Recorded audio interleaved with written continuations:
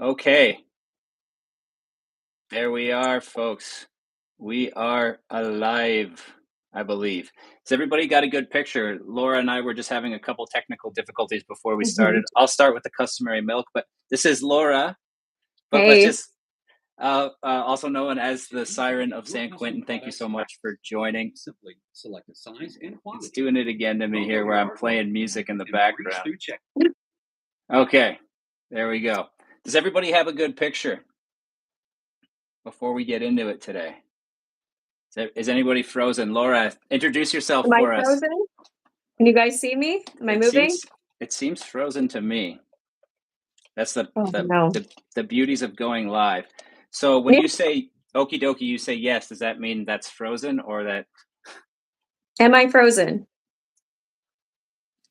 somebody typed the actual sentence for us? We see you just fine. Okay, that's great. Okay. It seems frozen for me, so that's okay. I'm getting a little Can bit you of hear lag. me? I can hear you just fine. All right, good. You guys get to listen to my cereal, but that's par for the course with this channel. I only have one bowl today, so it's not going to take very long. So we're live, and as I said, I'm joined today by Laura Brand. So again, Laura, thank you so much for joining me and having this conversation and doing this live. Laura is Of known course. as the Siren of San Quentin. Spends a lot of her time, or has spent a lot of her time, behind the walls of one of the most notorious prisons in the United States, San Quentin. Mhm. While there, you've interviewed over 50, is what I read, of some of the most sadistic murderers. Mhm. Um, so, yeah, can you just tell us to start just a little bit about what Well, you're doing behind the walls? well, I mean, yeah, it's been 10 years. A decade of my life was on San Quentin's death row, which is no longer. They just dismantled death row, and I flew out there. Was out there for about 4 months with them while it was being dismantled, while they're going out on transfer. But yeah, it's been a crazy, crazy journey. I mean, because I started at San Quentin when I was 26 years old, Right. which is so young. And the first person I got in a cage with was Lawrence Bittaker, who's known as the most sadistic serial killer Yes. um, in the nation. So yeah, going in so young, fresh in my career, and then spending 10 years with serial killers. I mean, feeling like I've lived on death row with them, Sure. really. Sure. Yeah. Yeah. So, can you tell us a bit about how this came to be in the first place? And Lawrence Bittaker, that's AKA, what's his name again? The Nick, Toolbox Killer? the Toolbox Yeah, Killer, for those in the chat right now. That's the Toolbox Killer. But can you tell us yeah. just a little bit about? So you said it was pretty early on in your career that you found Mhm. yourself back there. So how did you find yourself back there? What led to this? How did you become interested in true crime to begin with, and then further on end up in San Quentin and chatting with all these people? Right. Well, the pretty answer I typically give is, Nancy Drew. My dad started reading Nancy Drew to me, and I loved her. I wanted to be her. And it transpired into true crime. And then I was reading like profiler books like in middle school. But Hmm. the real answer really truly is it was a calling. Like I remember at 7 years old, just knowing this is what I was meant to do. And Hmm.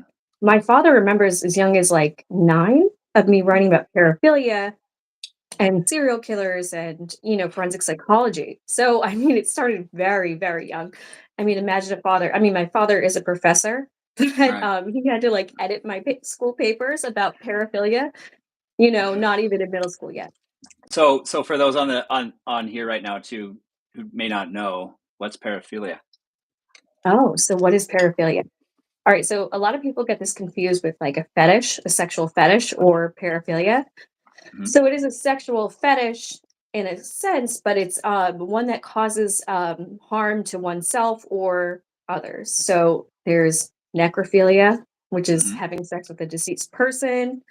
Yeah. There's different types of necrophilia. Then there's sadism, which is Right. causing the infliction of pain on others. It could be, psychological.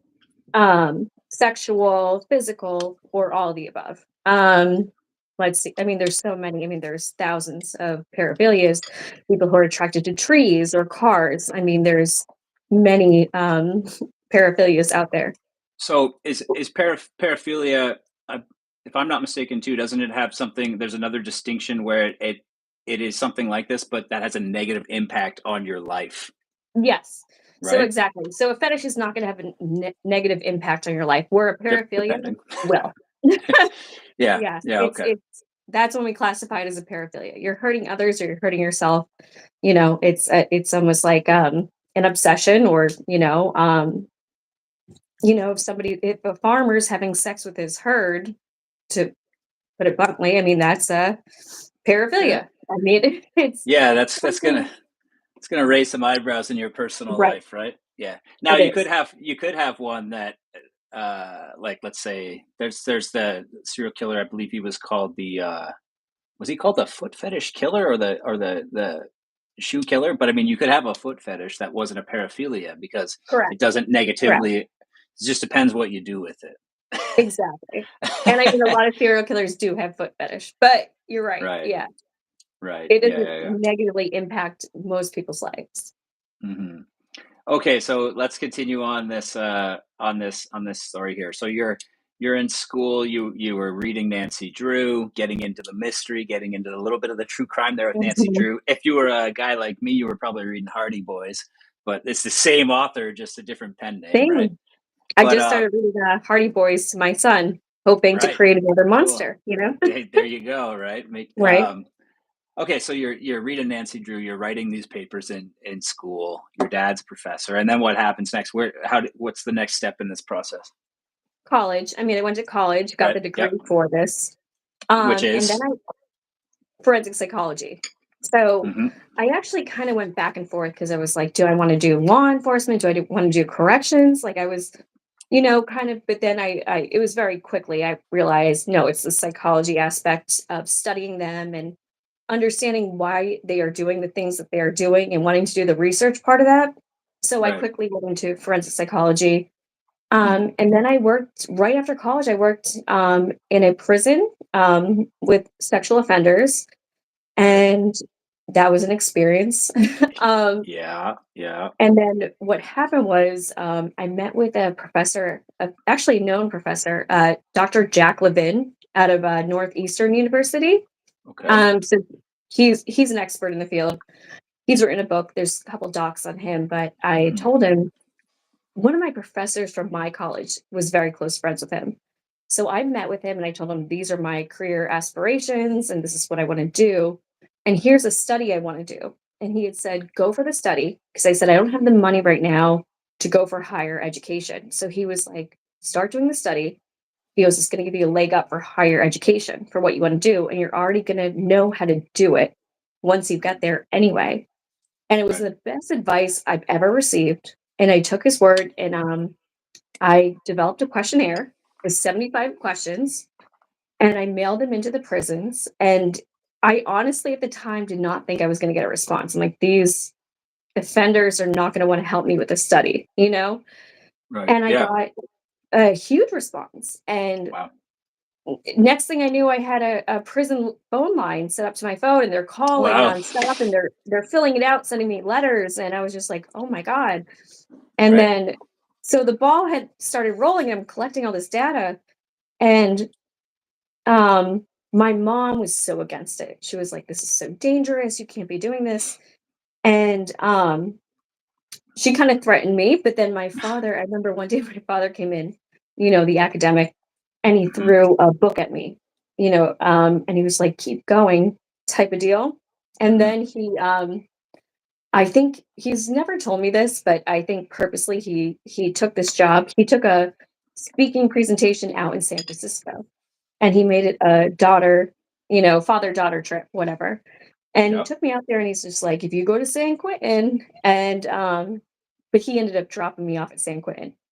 Right. And I went in and I started not conducting my rounds of interviews. And that's how it kind of like all started. That's And then yeah. That's it's really crazy. wild. Yeah.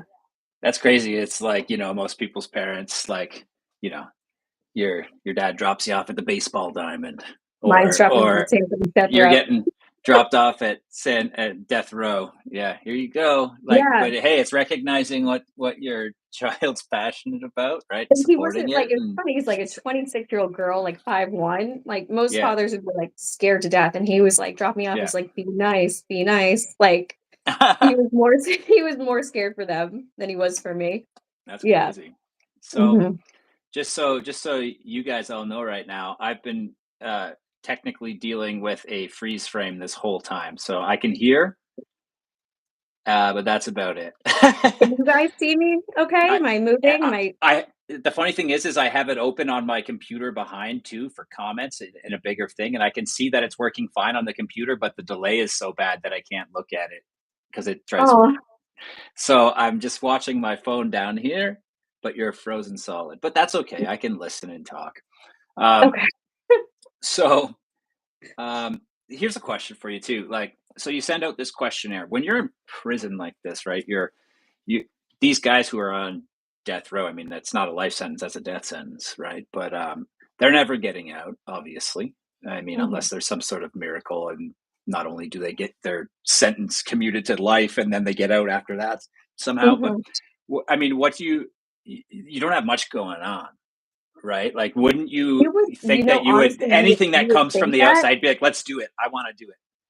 Honestly, you would think that. But these guys are more busy than probably most guys on the street. Oh, wow. Yeah. Um, I mean, a lot of them have cell phones. A lot of them are How is that doing possible? stocks and bonds. A lot of them have social media. They're on Bumble. They're on dating apps. Right. I mean, Wow. some of them have open Wow. companies from death row. Like it would, people would be amazed if you knew what these guys were doing, like on death On row, cell right phone, on death yeah. row. Kayla Yeah. here just in the comments just asked they have cell phones on death row. Oh yeah. That's a that's crazy. I mean, Yeah. what's the point in doing stocks and bonds? Is that like potentially for your family on the They're outside or investing. I something? mean, they're trying to. I mean, a lot of these guys. I mean, okay. Here's the perfect example. In my book, I wrote Death about. death death and taxes. Really. Yeah. But, okay, so there was a guy I wrote about in my book. He's called the Birdman of Alcatraz, and he did this Yep. groundbreaking science. You know the story, Yeah. groundbreaking science work, right on Alcatraz about Mhm. birds. And actually, I think he found a cure or something helped with like birds, something. And then you look at Malcolm X, like people can do a lot of stuff, from a jail cell. Yeah. It's pretty insane. And The yeah, dating app's kind of funny too, because I mean, like, you're on death row. I mean, I guess they're on death row. Like, I think in Whitaker's case, I mean, he died before he was executed, right? But he was on there for what, mhm.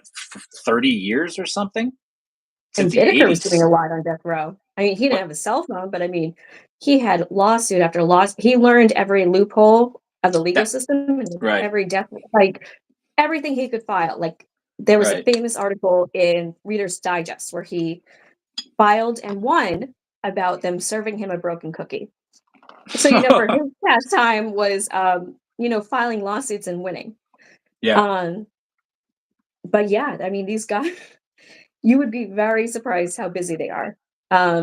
So giving them a 75 questionnaire might seem like, oh, they're in a jail cell, they're not doing anything. Mhm. It's actually it's harder than you would think, much harder, because they are like always saying, like, I'm so busy, Laura. Like I'm doing this, I'm writing a book. Yeah. Um, Meanwhile, you know, I'm just sitting in my basement eating cereal on a live chat on YouTube, right? they're Like, they have stock and bonds, they have Bumble, they have, yeah. CEOs of companies. Yeah. It's Wow. really wild. That's insane. So, just for those joining just now, we're chatting today, or I'm chatting with Laura, aka the Siren of San Quentin. Laura can also be found. She's got what is it, season 3 or something right now of Partners in Season True Crime. 3. Yeah. It's a podcast. I will pop a link for that in the chat for everybody too. If you let me grab a link for that and pop that in the chat. I'll do that again later on too. But can you tell us just real quickly too about the podcast that you're with right now? Well, there was a show done, that Hmm. was, Hmm. uh, showed nothing about my investigation into the work of, Lawrence Bittaker and Roy Norris. Right. So I partnered with Rob and Cindy, who I absolutely love. And, we're working on a film project and a book project. But they said, we really have to get this story out, especially after the show, because Right. they showed nothing.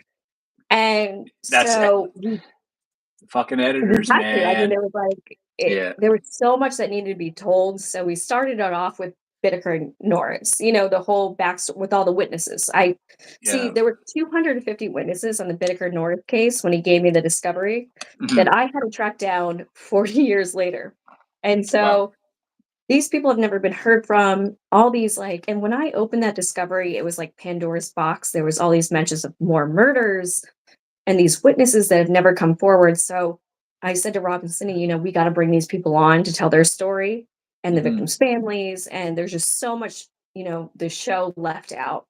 So Yeah. we started the podcast, and then I have over 1,000 hours with Lawrence Bittaker recorded. So Yeah. we're doing a lot of the interviews, but then they were like, we don't want you to get kind of what's it called? Where you're just typecast with Yeah. Bittaker and Chris. They're like, so because you do so much work inside San Quentin. I was like, I know, and people only Mhm. kind of see me as Bittaker Norris. So Right. we started doing more of my work with we did a couple episodes on Charles Ng. Yeah. And we just had we've had Wayne Adam Ford on. I don't know if anybody knows about his case, and we've just had one I'm trying to keep anonymous. We call him Serial Killer X. And he's said some really crazy things. He's the type of serial killer that's never going to change. He just loves killing. And I don't want to give him a platform, but I think it's Yeah. important for people to hear what these types sound like, you Yeah. know? Yeah. So we've had him on, so it's kind of like an array, serial killer whisperer of, you get the Bittaker Norris untold story. You're getting a dichotomy of different serial killers on too. But then I also talk about my expertise. We go over the seven phases a serial killer goes through. Next week we're doing the 4 types of serial killers. We're going to talk about do a deep dive into sadism, psychopathy, all that kind of stuff. So you're getting Yeah.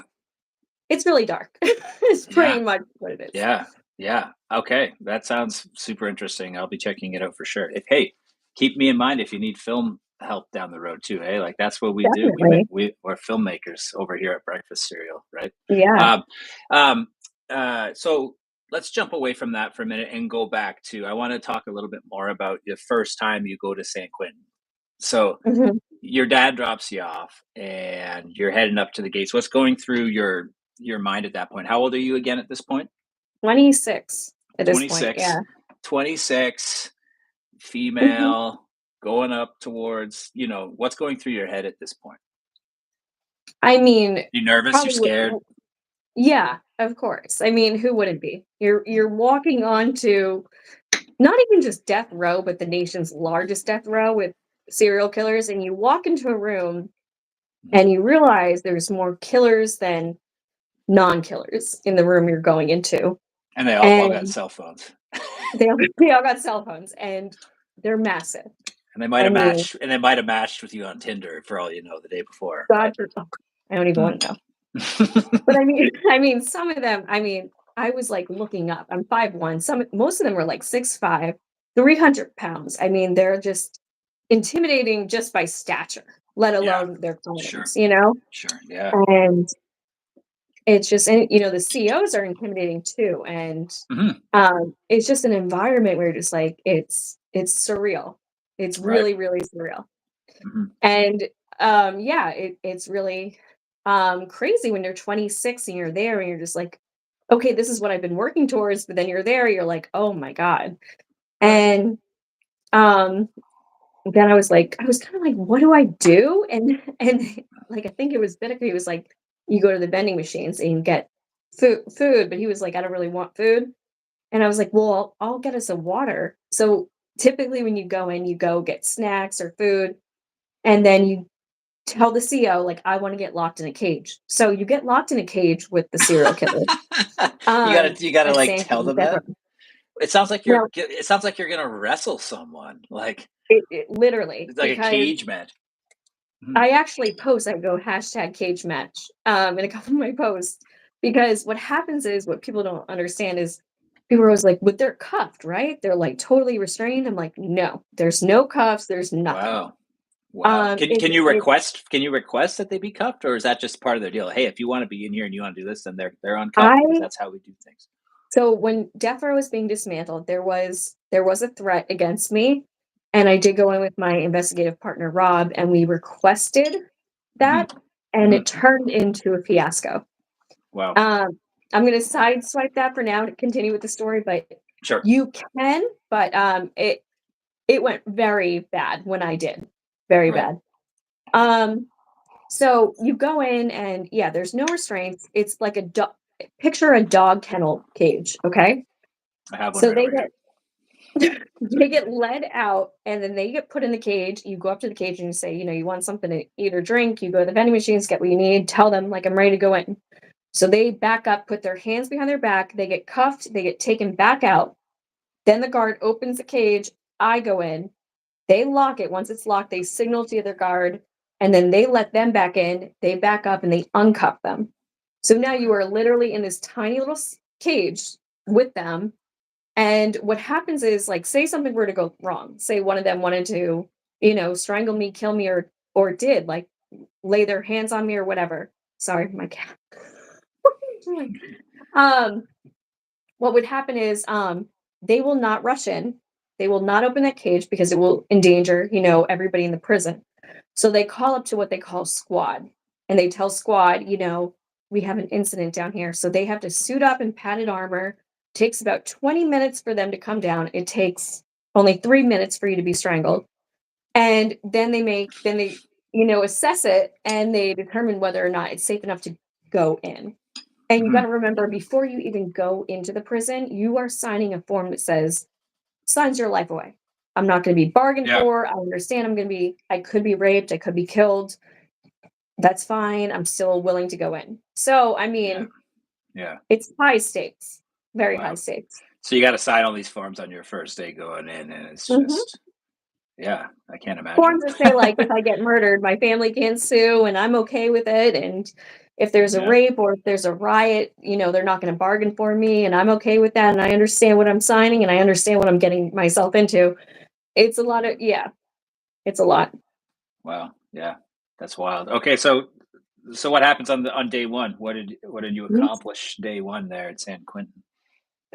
God, it was, now looking back, it was like a blur, but I remember probably my first question in with him, looking at him, I said, why are you a serial killer and why am I not? Mm. And that was like my first question. And he just looked at me and he said, well, do you want to kill somebody? And I said, no, like, I have no desire, like, whatsoever. And he was like, well, some people like broccoli and some people don't. And I said, okay, so it comes down to choice. He's like, Wow. right. Hmm. He was Yeah. very blunt and honest, and I was kind of shocked about that, like just how blunt and honest he was. And Yeah. um, then we just started from there. He was like, "What else do you want to know?" I was like, "Can we start with your childhood?" He's like, "Yep." And we just started like going through it.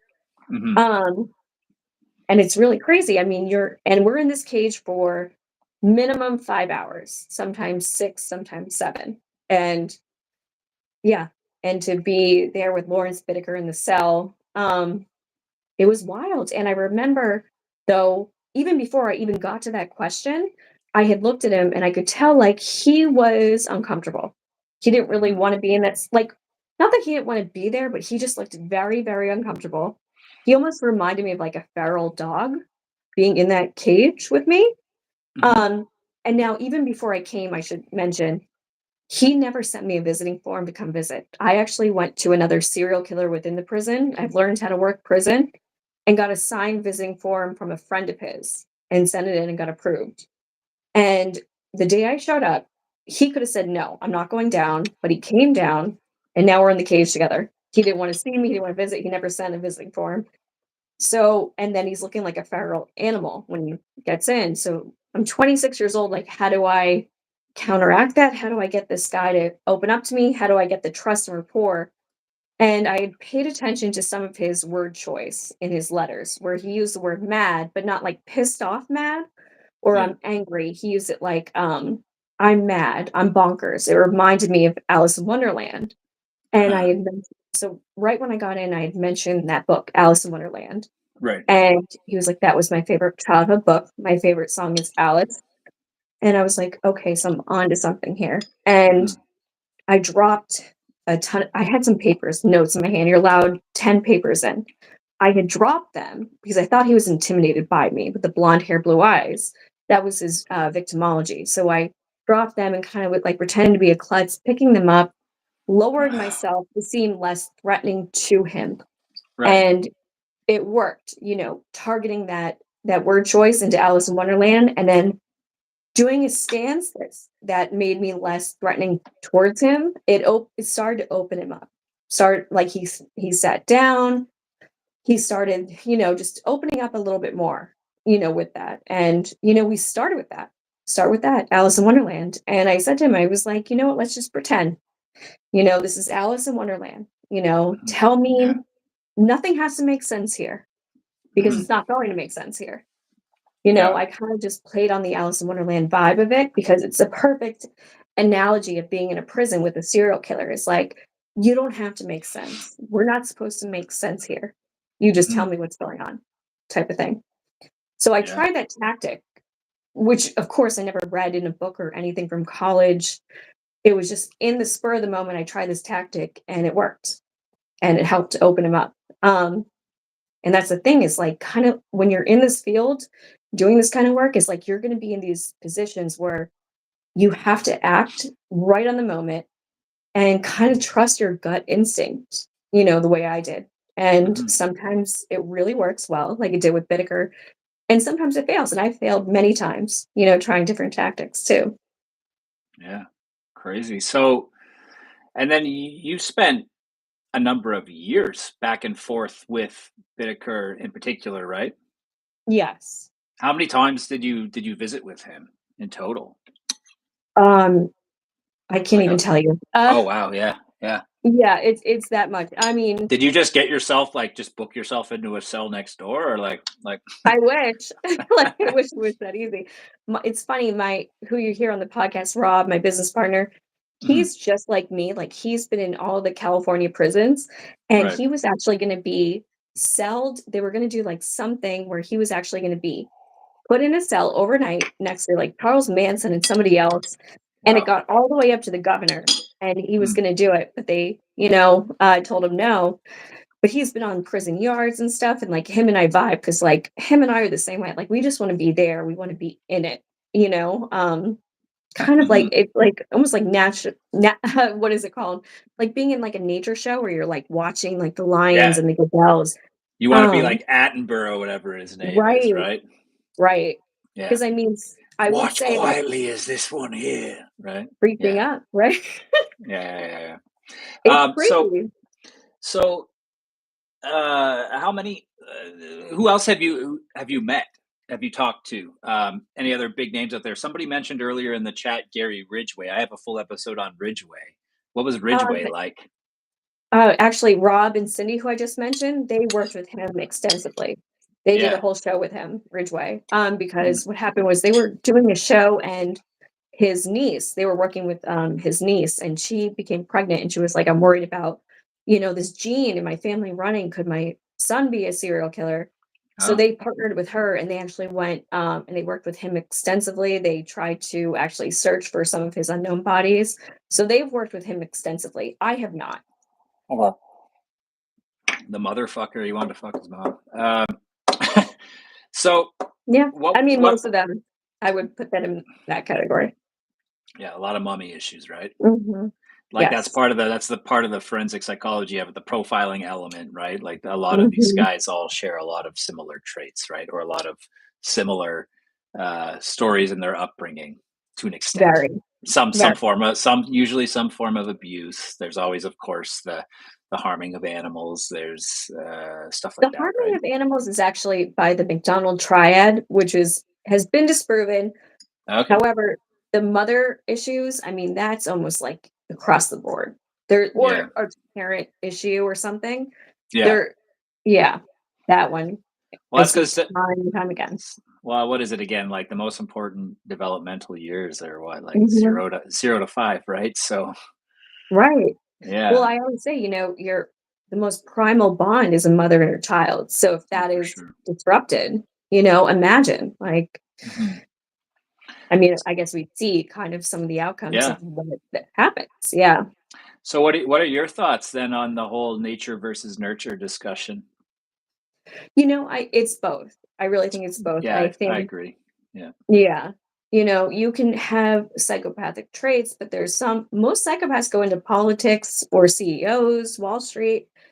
Like Surgeons, I've heard surgeons. surgeons is a big one. Spies are a big one too. Yeah. Yeah. How do you become a spy? I don't, Like, one of my bosses was CIA. yeah, okay, Um, yeah, yeah, there you go. See, yeah. I'm yeah. Canadian, so we don't have that here. Oh, yeah. We probably have some version of it that sucks. I don't know. Yeah. Well, you guys don't have crime like we do in America Well, I or mean, serial killers. it depends where you are. Serial killers, we have our fair share. I've You done, guys do have a couple. yeah, we've got some big ones, like just Like like the Ken and Barbie. comedians, just Ken and Barbie. Bernardo's from Mhm. right around here, right? Bernardo, Yeah. that whole situation went down when I was like, I don't know, like 8 or 9, because it was like, mm, no, I wasn't even that old. I was like 7 or something. It was like 91 or something like that when he was getting Mhm. arrested, or very early 90s when the trial was happening. That was big news. So a lot of people, I happen to be friends with a guy who just told me just the other day that he and his wife on their first date went to his wife's friend's Carla's house and played cards with Paul and Carla. And I'm like, Stop. how have you never told me this? Oh my God. Way back in the day, right? So we have Paul and Carla. Yeah, we've got Mhm. Willie Picton, who was just killed in I prison. was Rob, I was gonna say the pig farmer, the that pig case. farmer. Mhm. That case is crazy. He had Really crazy. that pig farm, and then he also had that social club that he named Piggy's Palace Good Time Society, and it was It's like, very, you know, Hannibal. What was that movie with Hannibal with the pig farms? I mean, that's what it reminds me of. yeah, that was the movie Hannibal. Yeah. That was Yeah. Silence of the Lambs 2. But he would have, little few people know this, but, like, bands would come in and play at Piggy's Palace, including bands such as, like, Nickelback before they were famous. Wait, what? I didn't know this. That is Yes. Now I crazy. this I've heard and read, um, couldn't fact check that 100%. Somebody call me out if I'm full of shit, but I believe I've heard that several different times that Nickelback played there. That's So, cool. What's funny, we've somebody just also said, got sorry, I got a serial killer calling. Um, oh, somebody sent me a song by Nickelback called San Quentin, which I was like, yeah. that's so funny. Yeah. We've also got Russell Williams. He was like high up in our military. One of his jobs was flying the Queen of England around. He was like the guy who flew the plane, and Wow. all the while he was a murderer and sexual sadist, of course, who was stealing, like, taking photos of himself in women's underwear and all that he would steal, and then he murdered a few Mhm. people. And he was like high up in our military, like very high up in the Air Force. Well, So it's crazy because you look at John Wayne Gacy, who's like has a picture yeah, with the first lady. yep, Jeffrey Dahmer was in the White House. It's like yeah, these guys. yep, Mhm. yeah. I talked about that with Gacy a decent amount in a couple of different episodes I did on him with the first lady and all of that. Yeah, it's pretty wild. Okay, so back to Bittaker for a second. Um, Mhm. what was your goal, or what did you kind of shape into your goal? What was the purpose of meeting him so many times? Well, I was doing my the 75 questions for the study. Yeah. He wouldn't do it. His crime partner did very early on, but he wouldn't do it. So I don't know. He was kind of a challenge to me, and he wouldn't do it. And he's the most sadistic serial killer. So I guess something like drew me to him and why he wasn't doing the study. But Hmm. it morphed. In 2018. It morphed when he um 2018 it morphed when he gave me the placements of where these two girls were. So these two girls have been Cindy and Andrea, been missing for 40 years. Wow. And their locations were never given up. Um, so here's what happens with crime partners, what people don't realize. So one of them turns state witness. So the DA goes with their narrative and their story, right? Because, they're the one Yeah. turning state witness. Right. The other offender will, they don't look into what the other offender's saying. They don't really talk or whatever. So Right. for 40 years, it's been Norris's narrative of what's happened. So Norris, upon agreement, had to lead them up to where the body sites are. Now so I did a lot of investigating once I got the police discovery. And I was like, why? Okay, so he led them to two girls, Jackie and Leah. Partial skeletal remains were found when he led them up there. So I was like, wait a minute, why weren't Cindy or Andrea found if he led them up there? And I found out it's because Norris lied about Cindy's remains because when they both got caught, he tried to say that, he was a victim of Bittaker and Bittaker made him do this. And the only person he killed was the last victim, Lynette Ledford. And he had to cop to that because it was on audio recording. So he said Bittaker did the first four and he was just forced to do that fifth one, right? That was his story, his narrative. He didn't want to go to death row. Yeah. So As you he don't. actually gave a mile marker, like a mile away from where her body was actually disposed of, because he didn't want her to be found because he had taken a hammer and cracked her skull, which Bittaker Right. had told his attorney and others. If her skull or any partial remains had been found and that was, obviously that fractured damage would have been shown, he would have faced the death penalty. So, of course, Cindy was never found because Norris lied about her location. Now, with Andrea, which is even crazier, is Norris wasn't there for when she was murdered or disposed of. Um, okay, so he had dropped Bittaker off with the victim. They had walked up a hillside. He drove back into town into San Gabriel Valley. So he wasn't there. He has no idea where they walked to. He has no idea, where he killed her or where he disposed of her. So I Mhm. started questioning the DA and the investigators, saying, how were these two girls, searched for when he wasn't there for Andrea? And there's evidence showing that he actually killed Cindy and, he could gain by not giving her accurate location. Um, and that's what happens when you start doing an investigation. You're like, wait a minute, hold up. Yeah, pretty much. So the two girls were never really searched for, only Mhm. by Norris's, narration.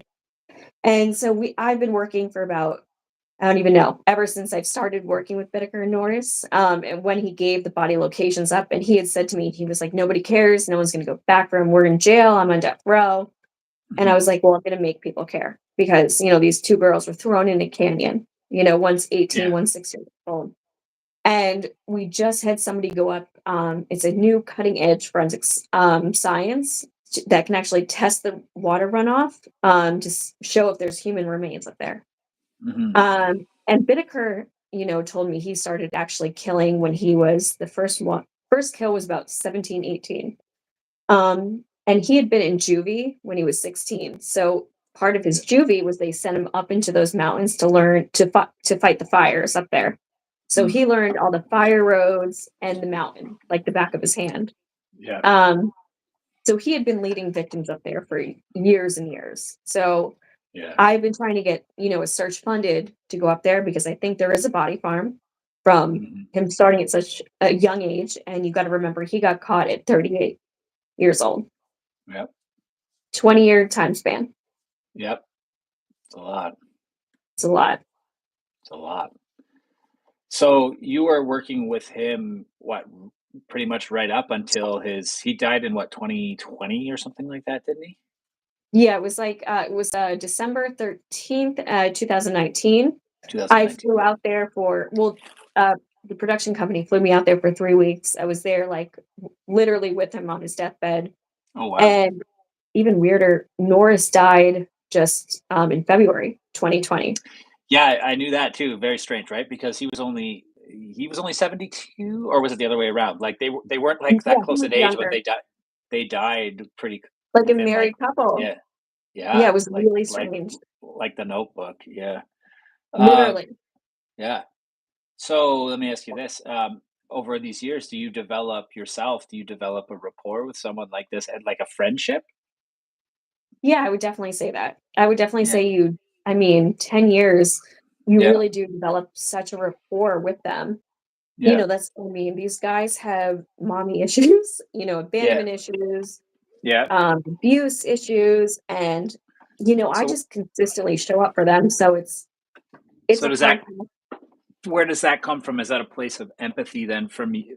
Do you have empathy for someone like a Bittaker in that case then? You talked to this guy for 10 I years. would say, empathy is a strong word. I would say tactical empathy, would be the Okay. better term. But Um, tactical empathy sounds to me like another word that starts with an M. I don't want to say that. Manipulation. Is that True. No, no, not you're right. I'm not trying to say anything, but Well, that's the I thing guess is, like, but you no, have you're to, right? 100% correct because it is tactical empathy, but I would say for me, it's not that I'm heartless or I'm not. I Yeah. am very, sensitive to any neglect or childhood abuse, and Yeah. the Yeah. thing is, Okay. I'm very authentic with them, like, the trust and rapport I build is genuine, I always tell them that, and like I just said, what you said, what is it a friendship? Of course, you're working with this person alongside them for 10 years, of course, it's very genuine for me, Yeah. um, it is, so, So it's such a weird thing because it's a really gray area because it's like you're working and it is a yeah. Clarice Hannibal, but Yeah. I'm not a psychopath myself, like, it is Mhm. an authentic, trust and rapport I'm building in relationship. Right. So did you grieve the loss of him when he died? I did. Yeah. It's a very weird grieving process you go through because it's I like bet. everybody's celebrating the death of a monster. Yeah. And but for me, it was like we were like partners for so long going over this case and working on the Sure. book. And Sure. it was like losing a business partner in a Yeah. way. It I was a think very strange grieving process. Yeah. 100%. Like, I think it's very easy for people, myself included, sometimes to. This isn't in defense of a serial killer, let's say, but like, I think it's very easy to just like think that someone who can do something like this, like a Dahmer or a whoever, is just 100% all bad all the time. Right. And there's that expression, right? It's like Hitler had a dog. It's like Yeah, there exactly. nobody Yeah. is evil round the clock like Dr. Claw from Inspector Gadget, right? Like they have there's compartmentalization, right? As well, Mhm. where they're weirdly able to like section off parts of their lives, and it's like It it's really like is. it's like with BTK especially, right? Mhm. He was a family guy, and by all accounts, like from his daughter's book and stuff like that I've read, like he was like a good dad, as she Mhm. knew growing up, right? And then there was this other side, and those two lives he kept very, very separate. And then eventually, though, it's like there's Mhm. no free lunch. Those two bleed over into each other, and then the shit hit the fan, right? But like nobody's evil all the time, and I think that's the stuff that interests me, because it seems like it's like kind of taboo to talk about and say like, well, I mean, he couldn't have been a bad guy all the time, but I feel like those are the interesting conversations to me. It's true because I feel like it's something people are scared to talk about. And Yeah, yeah. I had a witness on the Bittaker case, and it was a young female he was very kind to. And a lot of them there was actually some young females the same age as his victims. He was very Mm, kind to. Like he took them shopping, bought them food, paid their rent. Like he went to Salvation Army. And when I found them, they came to me. They were like, it's so hard to process because he was so kind to me, but he's yeah, doing this to these other girls. And they felt safe enough to come to me because I'm kind of open and honest. Like, yeah, what he did is monstrous. I don't even know demonic. Um, but did we have a good relationship? Yes. Do we have yeah. a good working relationship? Yes. Did I Mhm, care for him? Yes. Was there a business partnership, a friendship? Yes. mhm, Where most people would be like, no, he's a monster, even though they've worked together for 10 years. It's like, there's no way you thought he was a monster this whole time if you're working that closely together. So they mhm. felt kind of safe enough to come to me and express that. And I was like, that's normal. Of course, you're going to feel that way. Just like when you hear the kids or wives come out about serial killers, they're like, but he was like such a great dad, or he was such a great husband. Like, I can't compute it. Yeah. And I feel like this is something people need to talk about and realize is there's the monster, and then, they can be kind to other people. It is almost like, multiple personalities almost. It's almost like on that line. 100%. That's that Yeah, compartmentalization thing, because exactly. it is totally two like different people that they don't allow to interact with each other's lives, right? Really. In Yeah. the same person.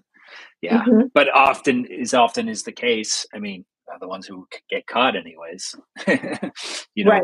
Those two bleed over into each other, and that's when, Right. yeah. But yeah, I've started recently a new style of video on my channel that is a little more serious in tone. Like it's a little bit more like real Josh. Yeah. There's the breakfast cereal Josh who sits on the couch and wears the robe and eats the cereal and makes fun of the serial killers to an extent. And that's like a bit of a character that I play, right? To an extent. And then there's these new ones that I'm starting to do that I'm really trying to, excuse me, explore a lot of these topics like this that I feel like people don't talk about, but I've always kind of just piqued the curiosity in Right. me, right? So I've got one coming out on defense lawyers, because I find like, and when I mean defense lawyers, I mean about like what kind of person becomes, and how do you become a defense lawyer, and how do you deal with that, and how does it affect other parts of your life, and Right. all that kind of thing, right? So I'm curious with you too, like how was it for you to shut this off when you leave the office, the Mhm. cage? Oh Um, gosh. does you take that home with you? Because you must have heard some things that were unsettling and disturbing, and maybe Yeah. kept you up at nights, right? So how do you compartmentalize your own life? It's hard. I mean, in the beginning, it was very hard. Through the years, I've gotten better after 10 years. So I did Yeah. this thing when I first started talking with the serial killers at 26. It's going to sound weird. I used to go to a playground around 10 p.m. until midnight, and I would swing on the swings and by After myself in the dark. like after This you had been with them. after I had the calls, like after I'd Yeah. interviewed Yeah. them, Yeah. and every That's not night. weird. That's not weird. No, it's weird. And I don't think it is. I don't think it is. I think that sounds like if you watch a really scary movie, let's say, yeah, late at night, and you're like, you know what? I'm going to toss on an episode of Seinfeld before I go to bed, because I right, don't. Yeah, right. is that what you mean? Is that Well, kind of kind of thing? because yeah, because I didn't Yeah. understand why I was doing it at first, and I spoke with someone. They're like, they're ripping the last of your innocence away, and they go, as a little girl, what was your favorite thing Uh, to do? And I said, oh, swing on the swings. They that's go, you're interesting. trying to hold on to the last bit of innocence that they're ripping from Oh you. wow, wow, wow, wow. And Yeah, I was like, that makes perfect sense. Yeah. So of course yeah, I'm going to my childhood place doing the thing that I love the most, yeah. trying to hold on to whatever innocence I had. Yeah. Mhm. Wow, that's cool. I mean, well, it's interesting, I should say. Yeah. We Yeah. got a couple comments. I want to pay attention to the comments a Yeah. little bit as we go to. Psych Crime says, Laura, thank you for helping me get my channel started. It means the absolute world to me. 100 heart. Oh, Clayton. Thank you for Hey. your friendship and dedication. Yeah. He's That's for those of you in the chat too. You can click on Psych Crime. He's got a channel that he's getting off the ground right now. It's a true crime channel. He chats. He supports my channel. He's yeah, check out his been a great podcast. fan. Check out his podcast. Check out his show. Check it out. We have what else do we got? Well, it's just a lot of comments.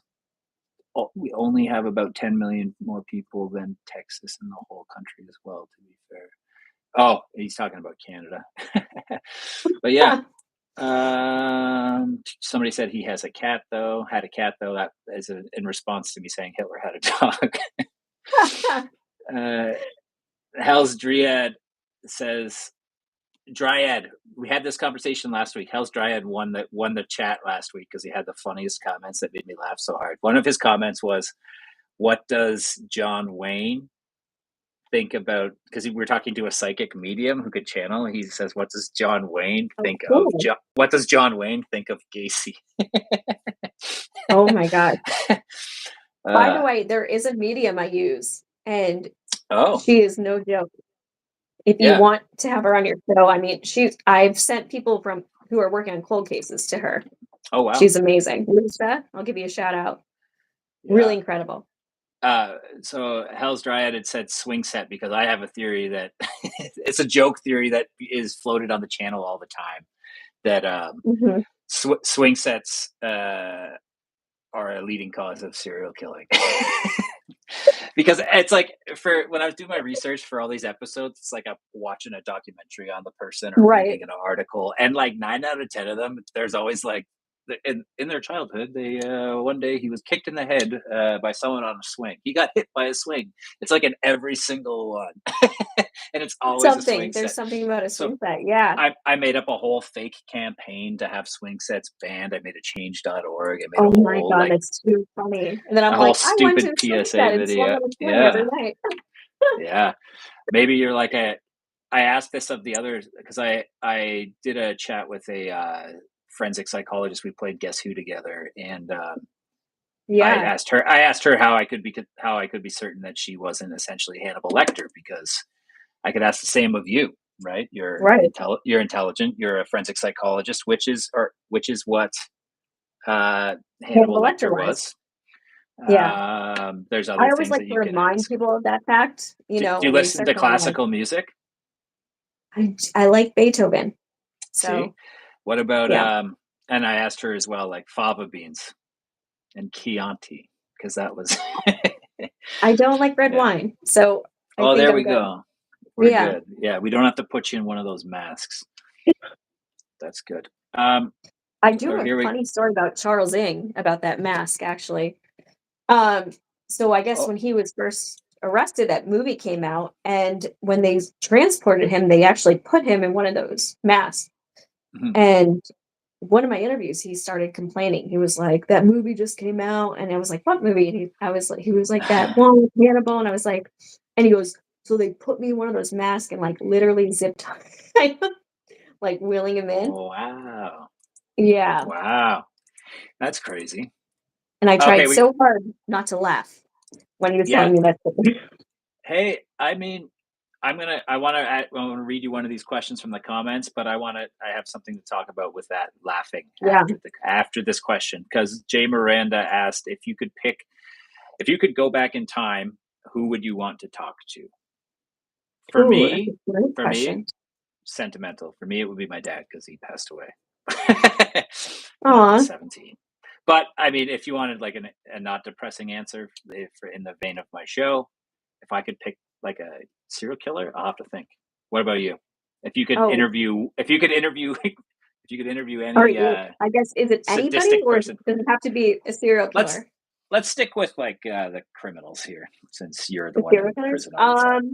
Yeah. I would honestly pick Vlad the Impaler. Oh, I mean, his that's a tactics good were one. so outrageous, sadistic. I just would be like, How?" Um, Yeah. yeah, I would choose him. Okay, I'll answer that later when I think about it, because we have another question from Kayla. She says, if Bittaker wasn't a serial killer, what do you think he would have done with his life? That's a good question, based It's a on what great you knew of question. him. It's a question I've had with a ton of people even on the case, and, one of the witnesses said he should have been at NASA, working at NASA. Really? Um Was he smart? Oh, yeah, like, Yeah. brilliantly smart. Yeah, so I would say actually he was an aircraft, like, a very highly skilled aircraft mechanic, so I could see Hmm. NASA or engineering for him. Yeah, Wow. something like What a high level waste. like that. Mhm. What a waste. Yeah. It's like Ed Kemper. Here's the thing about Kemper.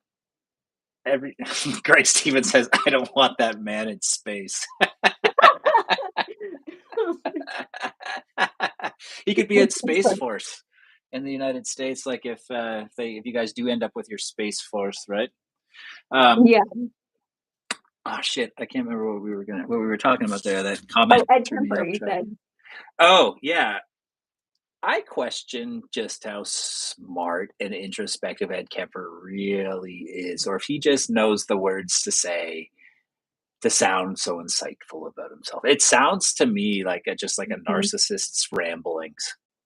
It sounds like Yeah, somebody at he sounds like somebody at an AA meeting whenever he in his interviews. I But have interviewed once, and it's like they will pick out words, like, they'll study a dictionary and get words, yeah, and, they'll say very, very astute words, but, once you start, talking with them more, they're able to fool a lot of people, but if you kinda dig more into it, you're like, "Okay, you're just learning the words." yeah. It's like they're trying to seem smarter than they are, and a lot of them Richard do that. Richard Ramirez. His interviews are fucking hilarious because he's so stupid, Yeah. but he clearly had just read this book and kind of like committed some quotes to memory and was Mhm. trying to pass them off as his own and sound Oh, deep and and do insightful, that. but he sounds like a moron. Okay, we got a couple more good Mhm. questions here. Um, somebody had said, "Oh yeah, do you think Bittaker could have gotten married and had kids, lived a normal life?" Ooh, what's funny is that was one of the last questions I asked him right on his Oh, deathbed. wow. I said, "Why didn't did you ever just wanna get married or have kids, have a normal life?" And he looked at me like I was crazy, and he goes, "Yeah, of course." And Yeah, I was like, "Well, you took a very different path, so that's why I'm asking you." yeah. Uh, Mhm, yeah, I think it's again, it's the whole compartmentalization thing, and since it's like a, fetish or a no, I've lost the word again that you used earlier.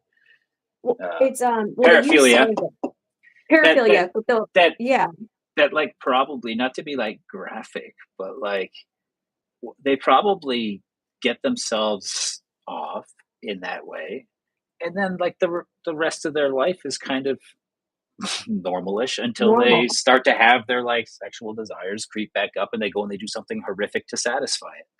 But like literally, what you're but describing, yeah. so like this is where that compartmentalization comes in. It's what BTK did, right? Like Mhm, he did have the family, he had the blah blah blah, and he had this like sick side of himself that he kept totally secret and would mhm, and would do like that. So he did try to do those things. And but so it's interesting because he did them, right, but and it was all just lies, right? right. But by Well, all reports, at the same time, he was a good dad. So it's right. like, isn't that's so freaking weird? And that's another thing that you can't really say, and it's hard to wrap your head around. Well, How could then you someone do gotta that start and with then be a good? How could you go out and how can you go out go back, come back. and kill some children, which he did couple times, and have your own, and then come home and hold your own? Right. I And mean, it's that's that's, like, so how extreme. compartmentalized that they really are, right? Yeah, It's yeah. crazy.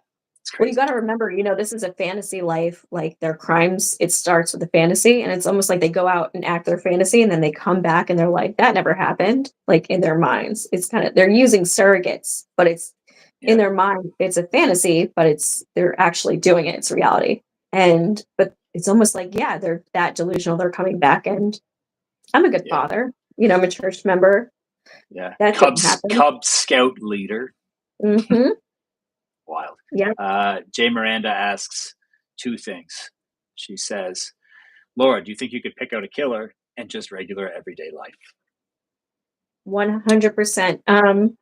I worked with, youth sex offenders as a counselor, and, I can't remember how many there were total, but there were 2, and I had said to coworkers I pointed them both out, and I said, "Both of those are the 2 going on to be serial killers."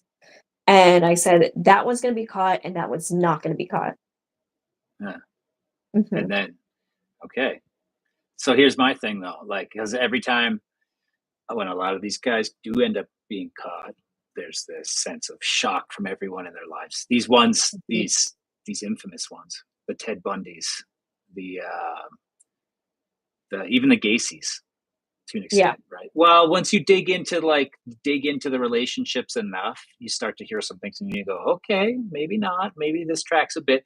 But those on the peripheral of their life, let's say, who don't know them intimately, Right. like maybe it's a neighbor, maybe it's a friend, but not like a best friend.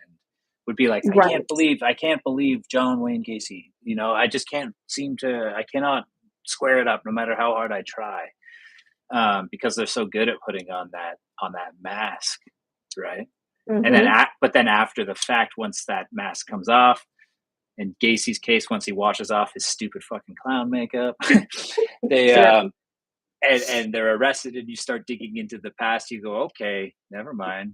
There's Look, several red flags. his dad was a total piece of shit who Hmm. beat the crap out of him, and called him a queer pussy all the time, and like Hmm. just beat the shit out of him. He was never good enough, and like you know. Um, so yeah, it's interesting. The other question was, Oh, what's the question? by any chance, are you going to Crime Con? No. Yeah, No, I typically only do, academic type conferences right now. that's good. I think. Well, here you are, by channel. I do the forensic psychology symposium every year and a homicide conference every year, which is closed off to professionals in the field. But we'll see. We'll see what comes down the line. See, I don't know how I feel about CrimeCon, even given the channel that I operate. Here's the thing: I've had this conversation with so many people about my channel, and that is, I think that in some ways, like there's a word that gets thrown around a lot in the true crime community, Hmm. and in the criticism of true crime, which is glorification and sensationalization, and yeah, putting them on a pedestal and stuff like that. Um, I've always thought that sort of my channel, in a lot of ways, is less glorifying than a lot of these channels that are so-called serious, so serious that just retelling the same things we've heard 100 times and Right. dwelling on all the very very gory details and as many gory photos as they can to just put the clicks and get the eyeballs on the content, but not really Hmm. saying anything new or not To really be adding anything to right. the conversation, right? Well, here's the thing is That's like if I'm gonna glorification. it is. Yeah. And the thing is, if I go to a conference, like, I'm not going to learn anything at CrimeCon. I want to hear from experts who work in law enforcement, who work, in forensic psychology, like esteemed experts who, to me, an expert isn't somebody who has a Netflix series.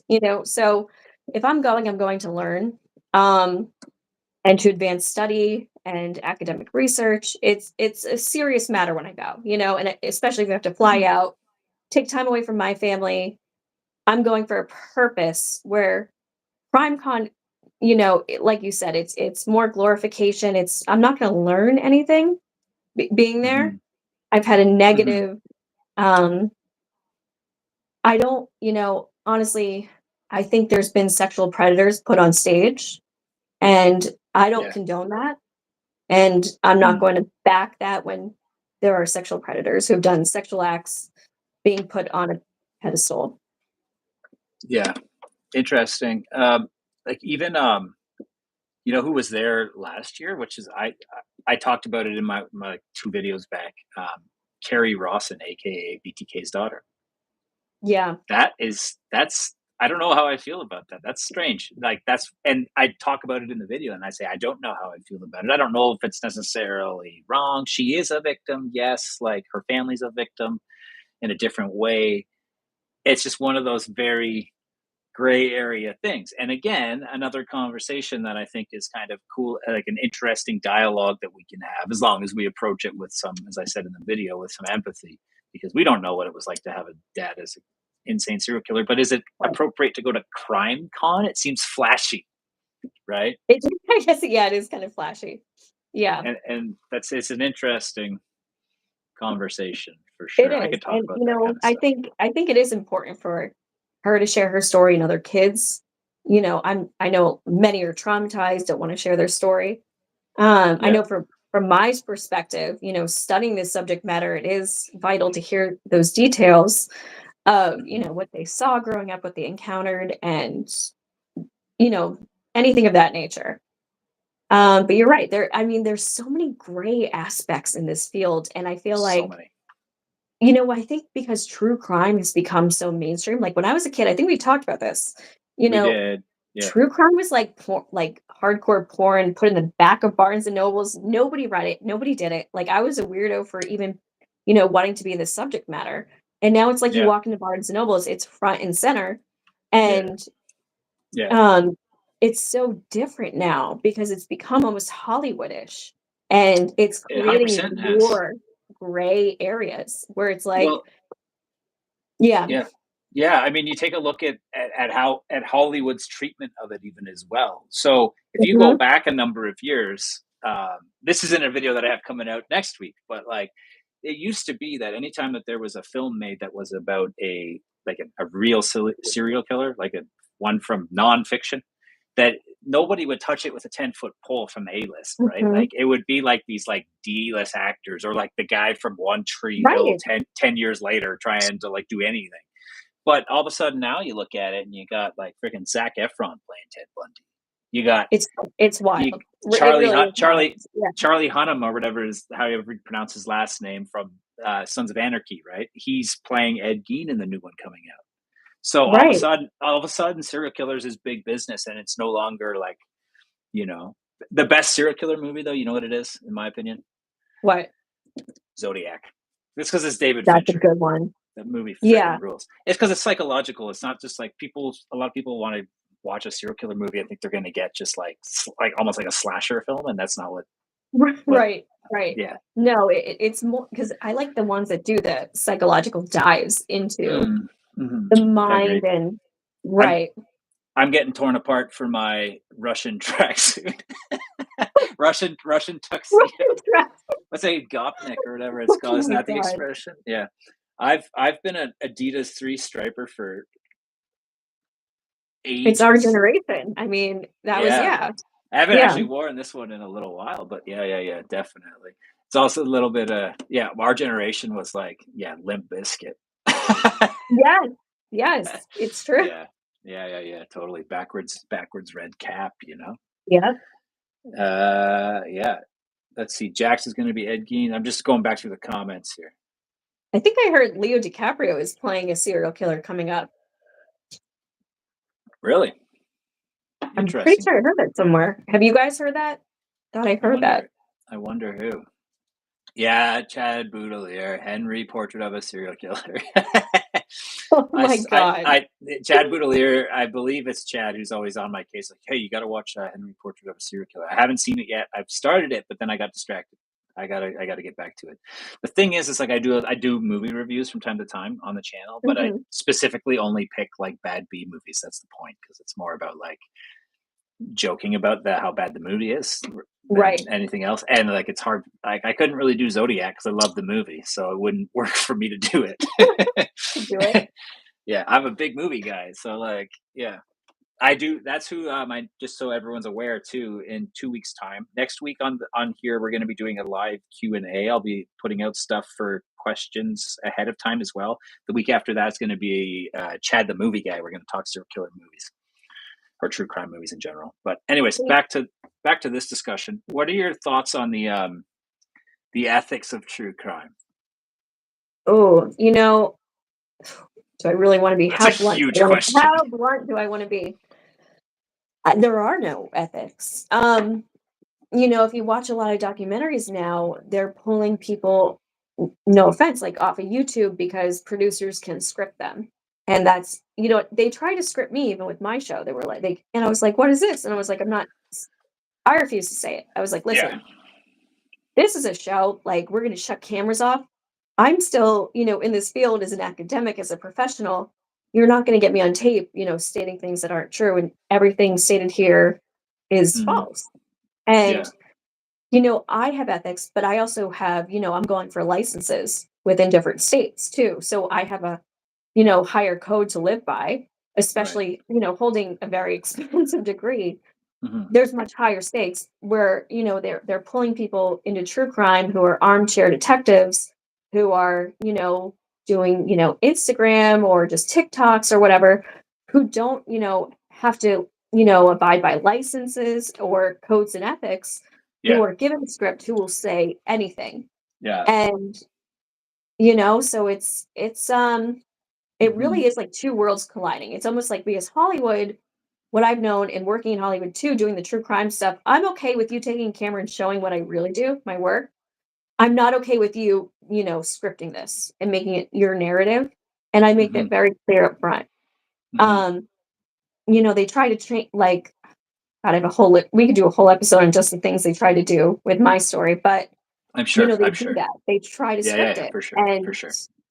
100%. I've so worked on a couple of reality TV mhm, things a little bit from time to time, and they completely create situations that don't exist. Hey, could you say this to your sister quick? mhm, Just say, I would never yep. say, yeah, but can you just say it? It's bizarre, but yeah, They especially always say when to it me, comes to like, something like this, right? you can't script it. Like I always say to the Yeah, network heads, I'm sorry, but they're like, we need a neat little bow and the serial killer yeah, needs to say this. And I'm like, you understand I'm working with serial killers, right? Like yeah, they're yeah, not for going to sure. follow a script for your narrative Yeah, and perfect little bow tie at the end. totally. If So you want a scripted series, do a scripted series. You're not going to get it here with me and my serial killers. Just the facts. yeah, so both times that I've done like a main video for the channel, a main video that was called Guess Who, where I've had a guest and we've played Guess Who and I've Yeah. interviewed them and we've talked about something. One was the psychic medium who was on live with me last week. I did a full video with her like 6 months ago or something like that. And the other was a forensic and clinical psychologist who came and played. And both times we would sit there and we'd play ahead of shooting in order for them to come in the first place. I kind of told them, I was like, listen, I send you a release. I'm going to have you sign the release ahead of time, but in that release, it gives you final cut say.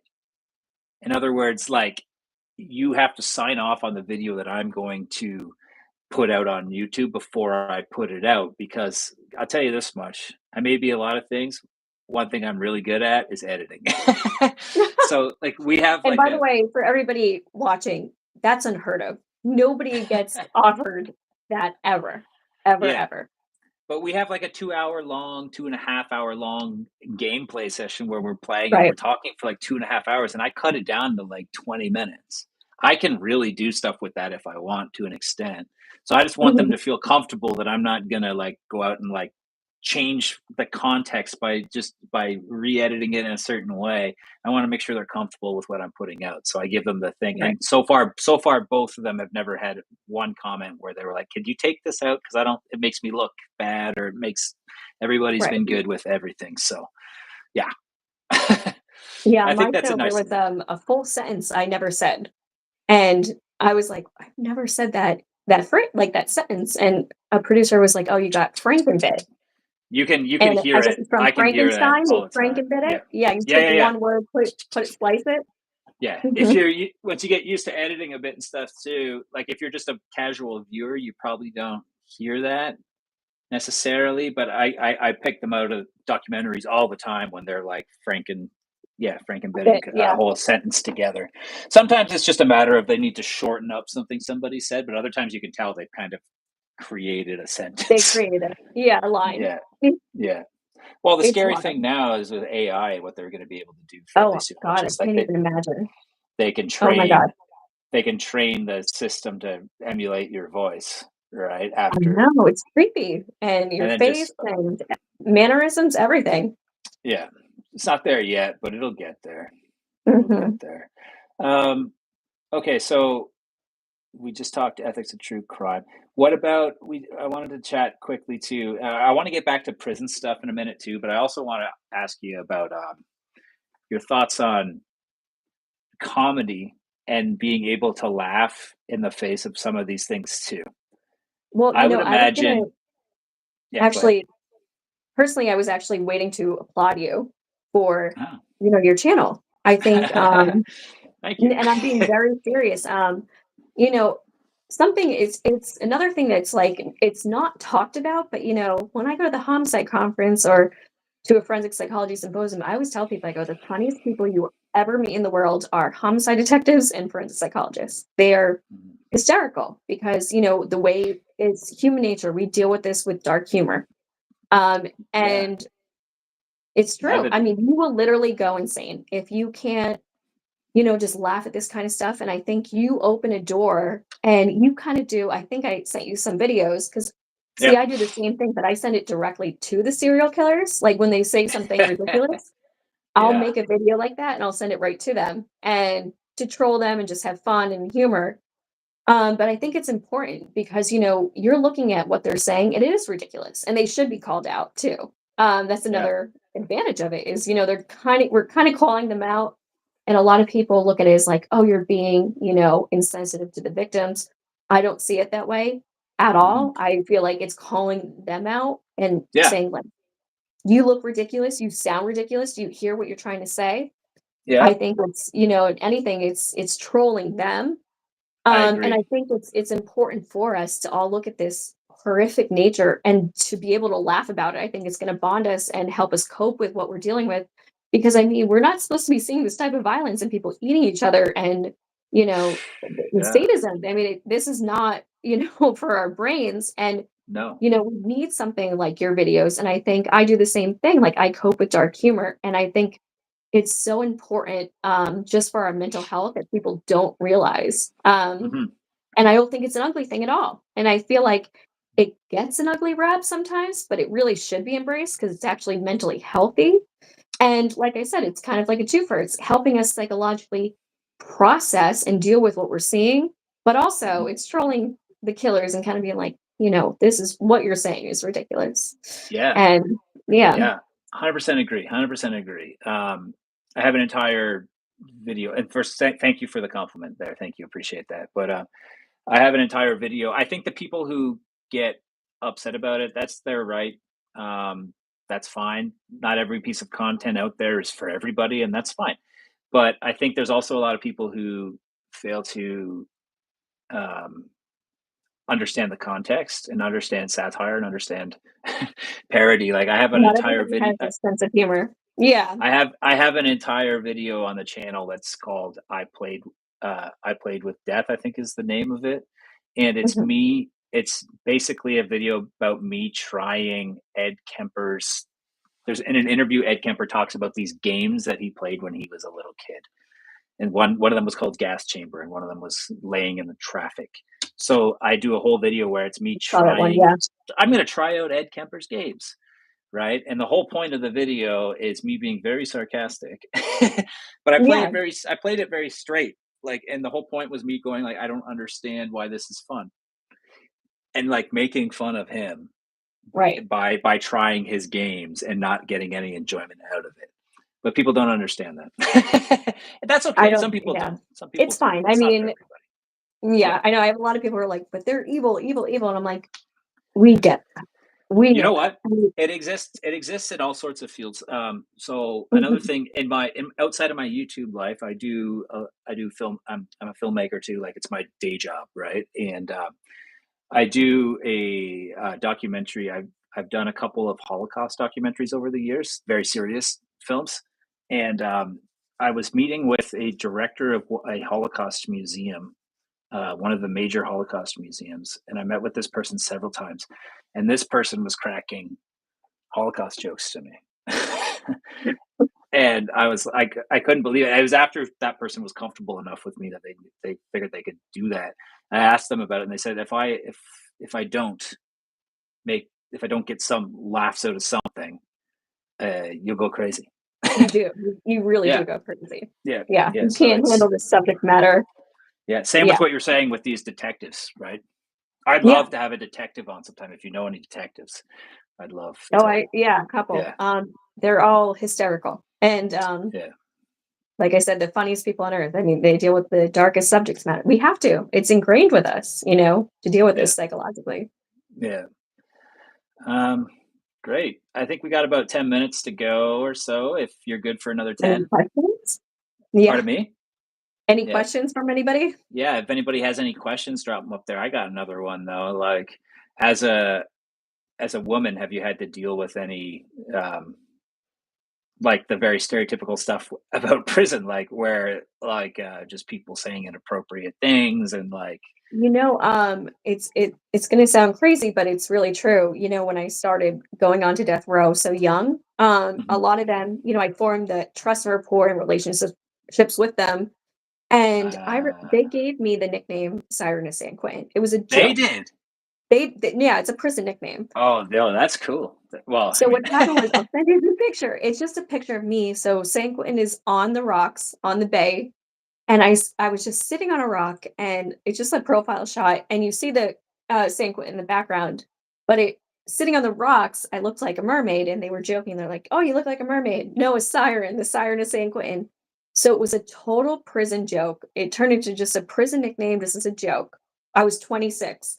yeah, And I had mentioned it on some interviews, and it started, like, catching wind, like, people were like, "Siren to San Quentin," it just started becoming, like, a moniker, yeah, and, the inmates were really upset about it because they thought that that would sexualize me, and they're like, "You're so intelligent, you're doing this study," like, they see me in action, they see, just how smart I am in the subject matter and, the stuff I'm doing with the research, and, so they didn't like the sexual image, like, because it was a prison joke, and they just didn't like the sexual connotation with Siren. Um, so it's actually the opposite. I think what people actually think is they're more protective of mhm, me and rooting for me to, because they always say, even I said to Bittaker, I go, everybody wants to know why you gave this information to me. And he goes, because you care. He was like, you're actually trying to help us. You're trying to figure out why we're doing this. You're trying to help the victims. Like, we see your intentions behind it all, and that's why we're helping you, and that's why we want to work with you. yeah, And we see so many people come in and just sit down with us once, pretend like they did a massive interview with us, and they walk out and we never see them again, or they don't really ask us the questions that you do. Like, no one's asked us the questions that you have before. We know you're diving deep into why we are doing this, so yeah, they get protective of any type of, like, sexual, thing out there about me, and they hated the show. They thought the show put me in such a bad light.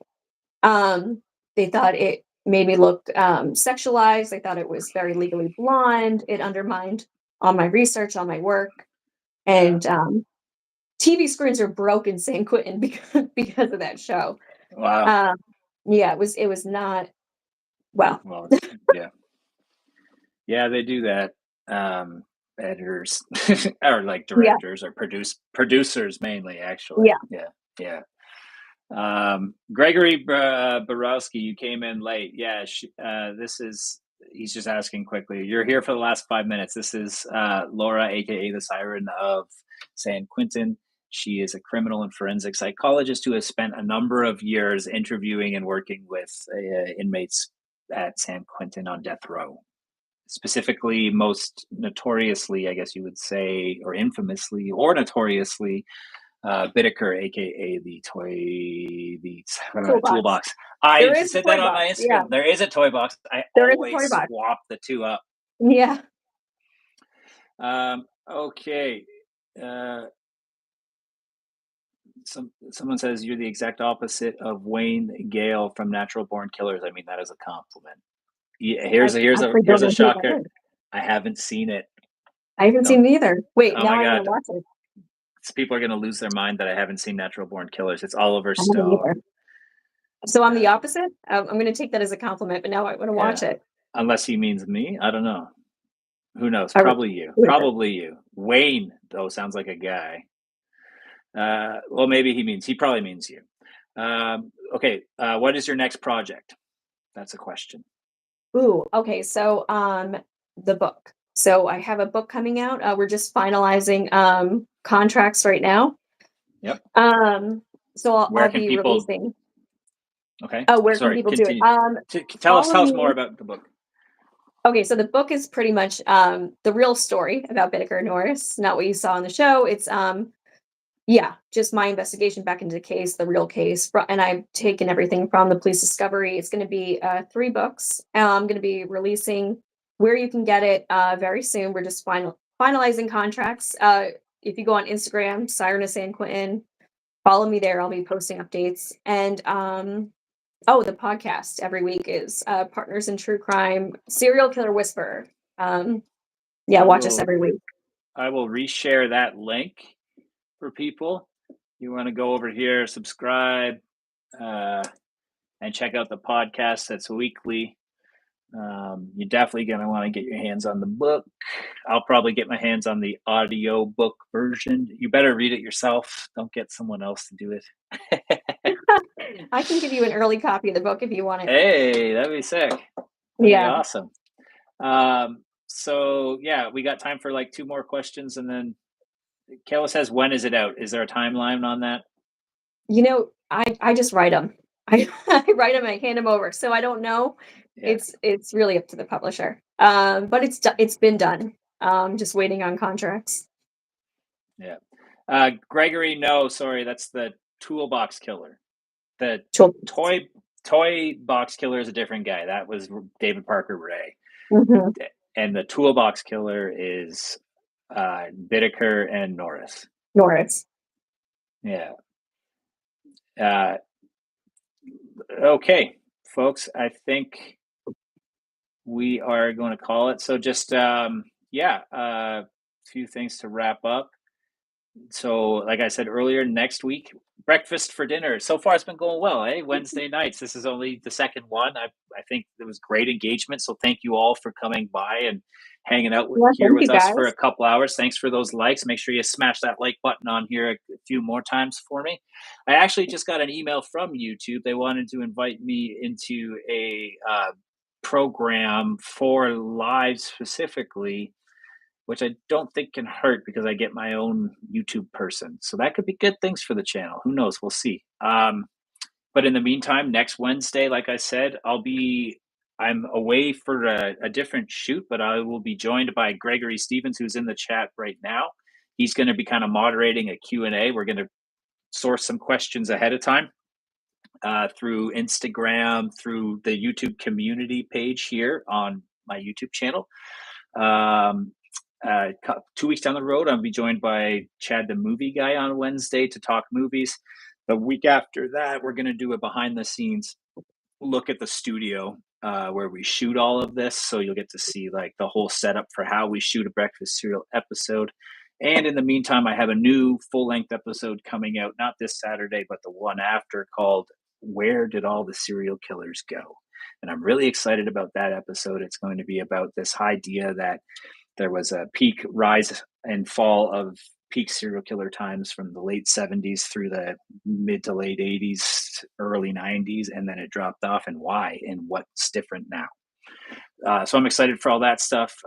So to wrap it up today, Laura, I can't thank you enough for joining me today. Thank you for having me on.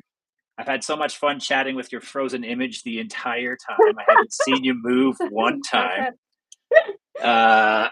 So it was kind of difficult because I couldn't see your facial expressions. I'm excited to watch it back later to see how you looked. Thank you for having me on, and I just love your content online. Oh my god, it's hysterical. It's perfect. Thank you for doing it for all of us, honestly. Right. Okay. Well, yeah, you're welcome, and thanks for the compliment. Okay, folks, make sure you get over. I put the link up above there to her Partners in True Crime podcast. Keep your eyes peeled for that book. Follow her over on Instagram. And yeah, we'll see everybody down the road next week, right back here at Breakfast for Dinner. Take care. Bye, guys.